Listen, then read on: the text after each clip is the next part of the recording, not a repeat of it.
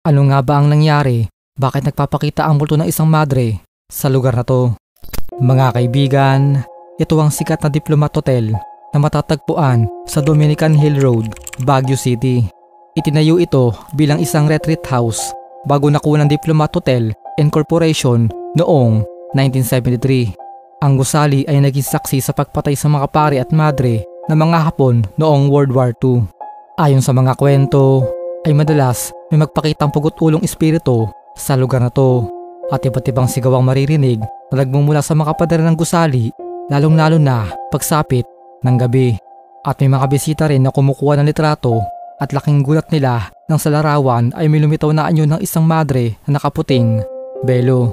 Nang silipin nila ang paligid, wala naman tao ang nandoon. Ayon sa tagapagbantay, madalas daw magpakita ang multo ng isang madre, isa raw sa mga pinatay noon digmaan na hanggang ngayon ay nagpaparamdam sa mga buhay bisita. Ikaw kaibigan, nakapunta ka na ba sa lugar na to?